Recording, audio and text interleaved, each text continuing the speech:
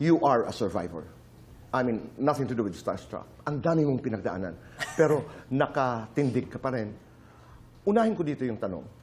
Gaano kasakit yung hindi mo nakikita ang una mong anak? Actually, Tito Boy, parang ano siya, hindi ko na siya iniisip masyado. Kasi there's a parang medyo ibang deeper na parang, what do you call this? Dahilan, kwento? Dahilan kung bakit hindi na siya napag-uusapan or what. Pero nasasaktan ka? Actually, hindi siya nasasaktan. Pero Okay. parang ano, wala lang. Parang hindi ko na siya masyado hindi muna. Napagdaanan mo rin yung mga panahon na sinasabihan kang bakla, Ay, wala. adik, Yeah.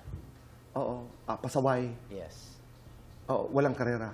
Lahat ng ito, pag ibinabato sa'yo, Mark, nagdadasal ka ba? Sino ang kinakausap mo? Yung dasal dito boy, ginagawa ko naman talaga yun, pang-araw-araw, di ba? Parang, bakit nangyayari sa akin to? Bakit ganito? Bakit ganun po? Pero yung parang tinasandalan ko, Tito Boy, sarili ko na lang din, Tito Boy. Parang, alam mo yun, parang, whatever the problem is, or kung ano man yung problema na dumarating sa akin, issue lahat, kahit problema kami ng asawa ko, problema sa mga tao, sa trabaho, ang kinakapitan ko yung sarili ko, na, huwag kang bibitaw. Bakit ang tapang-tapang mo? Kasi Tito Boy, kung di ko gagawin, sinong gagawa for me? May mga pagkakataon ba na nagdududa ka na sa mundo, sa Panginoon? Before po, nung namatay. Meron mga... Nung namatay yung parents ko, Okay, let's go back to that.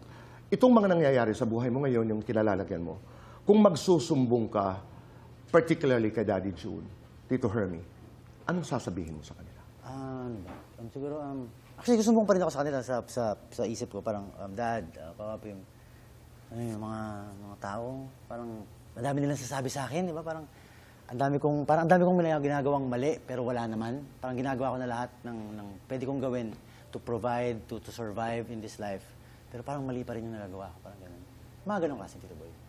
Kasi sanay ako na, nandyan sila lagi, diba? Parang, they left me around, I'm already 31, 32. Anong pakiramdam na wala na sila? Siyempre, malaki adjustment sa akin, Tito Boy. Malaki? Malaki. Una-una yung paghawak sa pera. Hindi nila natuturo sa akin yan. Kasi sila yung mahawak ng pera before.